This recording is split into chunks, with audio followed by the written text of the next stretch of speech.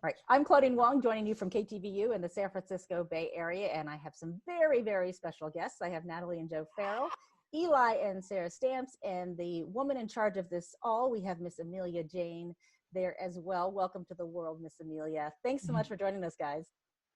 Thanks for having us. Thank you. Okay, so let's talk about this for folks who are wondering how this whole two families got together and why we are all here and why this is such a miracle. First, introduce us to Amelia. Go ahead, babe. Okay, well, this is Amelia Jane Arabella Stamps. We like to call her a little miracle baby. She is almost 1 month old. She'll be 1 month on the 12th, and she was born on Easter. Born on Easter. Yes. And let's talk about the emotions of when she came into this world in terms of, and we'll explain to everyone why it's such a miracle that she's here. But for you guys, being able to meet this little girl that you guys really never thought was even a possibility. How was that day for you guys? I can't even imagine. It was definitely beyond emotional. It's definitely a miracle that we thought would never happen, that we hoped and prayed for a really, really long time. And definite tears of joy and happiness and overwhelming emotion have been shed numerous times the day she was born and since then. Just looking at her, you can't help but for both Eli and I to get emotional. And Here's a picture. We'll just show you guys in the Oh. in the hospital as well. She looks like she came into the world letting people know that she's like, I am here. oh yeah, Yep, she is the boss for full head sure. of hair, screaming at her lungs, and that miracle moment. I promise you wouldn't get me to cry, Claudine, but it was like people say, you know what I mean? They're like, as soon as you see your child, you have this unbelievable feeling of love and unconditional love like you never felt. And you know, you hear and you're like, oh, okay, good. But I mean, it really is. Once she came out, and I held my breath because I was waiting for her to scream and make some noise. And then when she started screaming, it was just like this rush of emotions. Like, this is real, but it feels so unreal. But thank God it's real. And so, you know, in order to give people a general idea before we kind of delve back into this story, for you, Eli, you were told that having a child was not going to be a possibility, and when it became a possibility, I imagine there was a impetus to call Joe and Natalie and say, you know, you're a part of this as well. Yeah, I mean, definitely. I mean, before transplant and stuff, they tell you that the medication that you're going to be on is considered toxic, and they don't suggest that you, try to have any kids. And they pretty much kind of scare you away and tell you can't. Think of other roads, think of other avenues. And we had even thought about and started the process of adoption and everything like that. And then we were pretty close to coming towards the end of that preliminary process when I found out I was going to get a new kidney and that Joe was a match. So having that, we put that on hold. And I remember before surgery, I remember there was this time that came to me and I was like, well, it's really not going to happen. Like, I'm really not going to have a child, stepdad to two lovely kids. But, you always hope and wish that you'd have a child of your own. But I was happy that I was getting a kidney. So, I mean, Yes. I'm going to get at least some life. Let's bring everyone back into it. This is some video that we took of the four of you guys in happier times. Yeah. Allowed to be around each other. So let's give people the thumbnail of your guys' story. You guys, Joe and Eli, you're both teachers. You met through work at the time. Eli, you were in need of a kidney. There's some beautiful wedding pictures from you guys. And Joe, you guys got to be friends before you knew. There's Eli in the classroom, but you guys just got to be friends as your wives like to call it, the bromance, right? Yeah. Yes. No, he's my bro. So yeah, we hit it off right away, teaching together, and it was just a wonderful experience to meet this man, and I'm just so lucky to have him as a friend. And we met you guys, and you guys were just going through this process of trying to figure out, for you guys, in terms of your friendship, you guys have been through through a lot in terms of what this this friendship has really meant. Take people through the process, you and Natalie, of there you are in your classroom, of really kind of the genesis of saying, oh, I found out that he needed a kidney, and I can give it to him. Yeah, so just was really blown away by Eli's spirit since day one, that we started teaching together, and I had no idea when I met him, for months actually, that he needed a kidney transplant.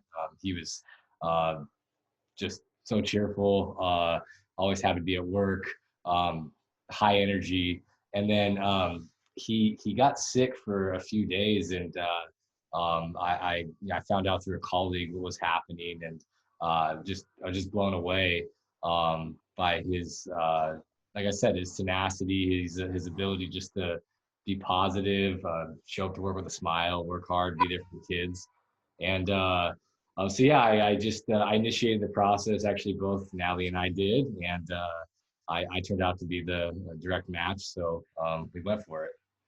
And we look back now, and I know, Natalie, you and I have talked about, it's the theoretical, yeah, of course, we'll go get tested, and then it is the wow, so we're going to do this, and you do have to think about it, in terms of there are risks, and there are moments. Do you still think back to how big of a thing this was, or it's just now part of the story that you guys tell as part of as the friendship that really has been so special? We call it the bromance, but you and Sarah are also really tight as well, so it is a true foursome in terms of finding your people.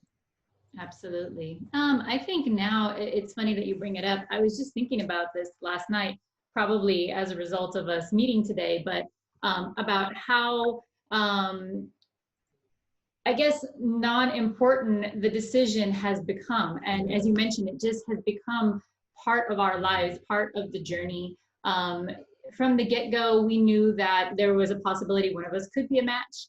And then when we found out Joe was, it was very natural to kind of look at each other and say, this man deserves a full, long, healthy life. And there wasn't really much to discuss beyond that. I mean, there are details in regards to our own family, but I've always been the wife that trusts Joe 100% in his decision making, and he knew his friend needed a kidney to be, the teacher that we all knew he needed to be for these kids. And Joe had that connection, and he understood what he had to do, and we just went ahead and did it. And we are thankful every single day that Joe was a match, because that little baby is just adorable. We're watching Eli. We should tell people on transplant day. Obviously, it was a bit emotional, and Eli, as people know, is an emotional guy for a good reason. But there you guys are, as we take you back to kind of what was. Sarah, since you're back with Miss Amelia, when you think back to that day, was having a little girl even on your mind? It was just about making sure, really, saving your husband's life, and doing it with the gift of, this was literally right before you guys went in. It was such a crazy day. I feel so privileged to have been there to watch that happen. But was having another child anywhere on your mind that day? You had let go of that. Even in the farthest of thoughts of mine was having a baby, because like Eli said, they had scared us out of it and said it's just absolutely not a possibility. And so we never thought we'd be here. It's absolutely amazing to have her. So we are how many years from this moment right now? It feels like it was just yesterday. 18 months, yeah, right around there, because December 2018. Gosh, what an 18 months you've had, because I mean, right? This was you guys getting wheeled off, and you guys have terrible attitudes about everything. You guys look so grumpy at all times, right? Right. As they wheel you off. But I mean, as we know now, that moment was nerve-wracking. I mean, I remember sitting there kind of just waiting for it to be finished, not because we expected anything not to be good, but just because it's stressful. And I mean, I get stressed and I wasn't even, I didn't have to do anything, but then you guys, I mean, there was the recovery, there you guys are, and kind of, getting back to your kids and teaching, because you guys did it through Christmas break so that you wouldn't disrupt your elementary school kids. How was the recovery and everything like that? I know for me, the recovery, it felt a little slow when I'm looking at Joe across the way up and walking laps, I think 6 hours after surgery around the hospital. Hey, Joe, what is up with this picture right here? I mean,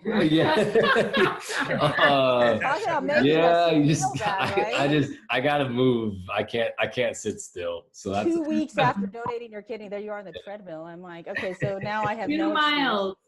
2 miles. Yeah, thanks for that. Thanks. Right. That's rude, but okay. Great way to make the rest of us feel like slackers. Yeah. But I think I was barely able to roll over and get up all the way 2 weeks, but we were, it was very interesting. When I look back on it now, it seems like a quick time period. I know that it was difficult at times and you'd get upset, but definitely just knowing the fact that I didn't have to plug up to a machine at the end. No dialysis is a big deal, right? Real big deal. I mean, when you're attached to I think it's 12-foot line, it makes it difficult, and then it's not there anymore. You almost still feel like it's there, but it's not, and you can get up and you can move around the room. You can go to the restroom without being connected. How was it going back to class for both of you guys? These are pictures of when the kids welcomed you back. Yeah, the kids made kidney shapes. I love that. I saw that. Welcome me back. It was amazing because I came back. We do an outdoor ed trip, and I wanted to be there for the kids because this is a big moment where we bond and we go away for 3 days and we spend the night over in Coloma. And I just wanted to make it back in time for it. And they said that you should take 90 days off, but I knew that meant I would miss the trip in February. So I put that on my calendar, February 19th, to come back and then go away. And that's what happened. I made it back on the 18th, and then we left for Coloma the very next day. So about 60 days after surgery, I was back in the classroom. And Joe, how long did that take you to get back? Oh, at the end of January. So, I took the 6 weeks off, but a few of those weeks where it was the winter break, and I felt fine. Just jumped right back into it, and the whole community was behind us, and so that felt really wonderful. It's kind of like a homecoming almost, coming back into the classroom, and I missed the students. So it was good to see him again, and I was just I had Eli definitely in my thoughts the entire time, just wishing that he would bounce back too, and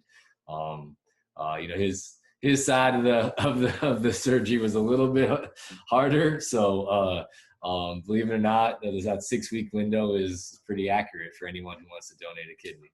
Yeah, well, I think that's good news for people who are scared of the process too. I mean, I think, did you guys think the process was easier than you thought it would be in terms of recovery and getting back into life as you knew it? And I mean, I think it was pretty fast. Natalie, I think, was it faster than you thought it would be?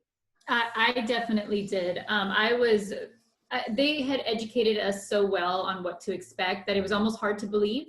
And so when it came time to watch him recover, I was prepared for the long haul. And I mean, that picture speaks 1,000 words. Just, he was up and moving the day after his surgery, or hours after his surgery. Hours, yeah. He was up and taking laps around the hospital. And then he said, I want to go to the gym. And I said, okay. And so, I mean, and then it became a routine thing. Like 3 days a week, he was up and walking. And I was impressed and just blown away by how quickly he recovered, knowing that he's, in great health and shape. But I was just impressed with how well his body just adapted and, did its thing afterward. I mean, that's kind of amazing. But both of you guys are at 160 75 miles an hour. So you were at the gym too. You weren't sitting down in a chair either. Yeah, no, He Right. had to convince me to go to the gym. That's how amazing it was. The man with one kidney had to convince me to go to the gym. Oh, well, see, again, making me feel bad. Thanks. I remember you Okay. you only need one. You only need one. All right. So tell me about then Amelia Jane in terms of when you found out you were expecting Sarah and said, wait, what's going on here? Because I imagine, and we don't have to overshare, but I'm thinking that maybe you weren't trying at that point. Or maybe you were. Actually, we're trying. Oh, you were. The funny thing is that after like a month or two, I was like, In March, yeah, yes. like I'm feeling really good. And I said, I should ask the doctor just to make sure, because you got to double check.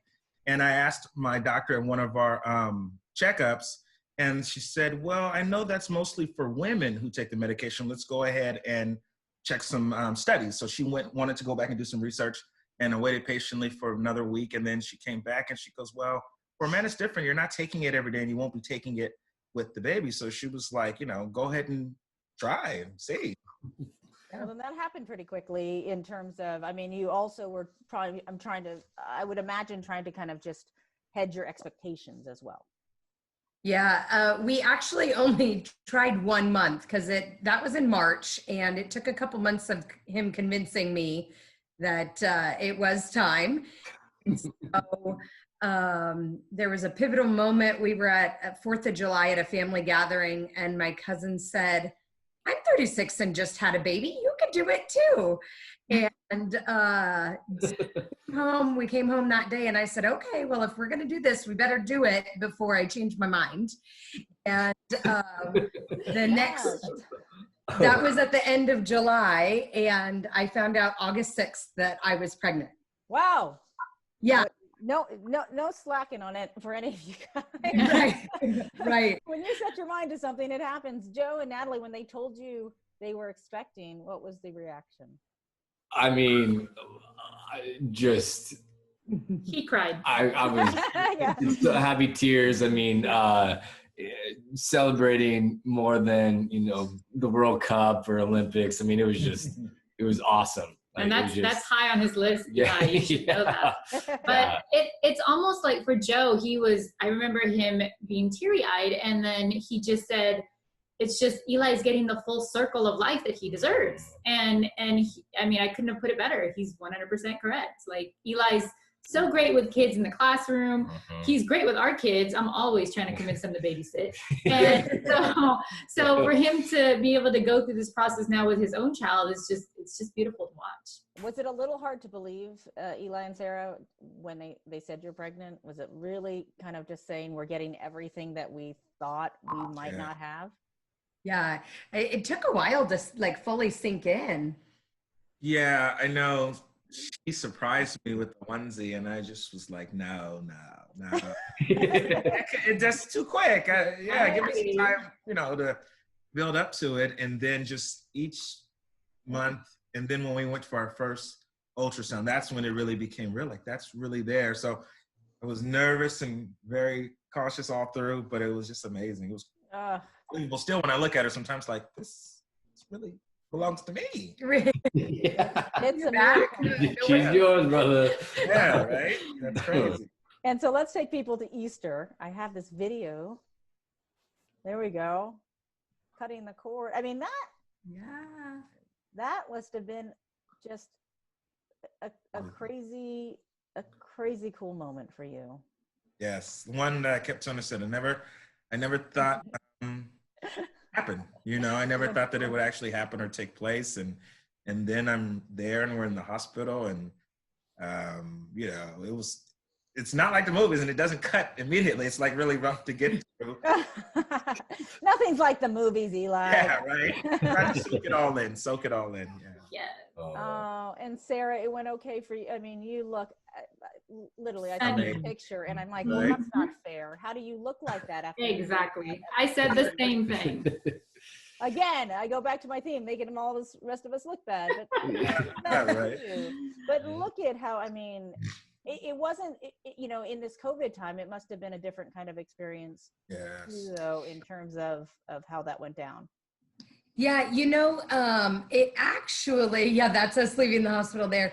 It was almost a nice reprieve to be in the hospital and having her, because outside of the nurses and doctors wearing masks, nobody talked about it, nobody brought it up. So it was a really nice reprieve to just focus on having Amelia and being together and bonding and really enjoying our time there.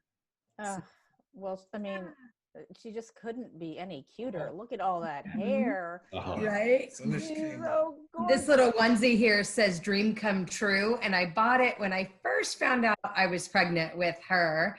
And because it speaks volumes. She is a dream come true. She feels like a miracle. A miracle She is a baby, miracle right? baby. Oh, yeah. Oh, and look at her smiling on her. Yeah, face. this princess. Yeah, I'm a miracle. Yeah. She's like, thanks for keeping up. And a month in, I mean, she's just, Yeah. oh, right? I mean, everyone's settling in. Yes, trying to put her on a sleep schedule and figuring out her new plans. Her older brother and sister are just in love and very protective and helping. It's different at night, though. No one told me. They tell you a lot of things when you're a new parent. They never tell you don't sleep the same, meaning you sleep so light. Like every sound, I'm like, Yeah. you don't have that deep, just knocked out sleep. Sometimes I think parents don't share too much because they don't want to scare you. Joe and Natalie, you just want them to be surprised. Like, this is going to be what it is. I mean, yeah. Exactly. But it's an awesome adjustment.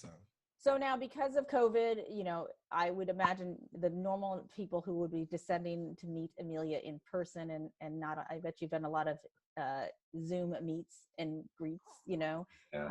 Yeah. You guys had a social distancing greeting here. Yeah. Yeah. You know, just masks, and he told me to hold my breath, right? Yeah. The photo. Yeah. But I mean, I think it probably, you know, Sarah and I had talked about, you know, doing this story in a different way, you know, and I was all set to come to the hospital and meet her, and I feel like I've gotten snuggle time stolen from me.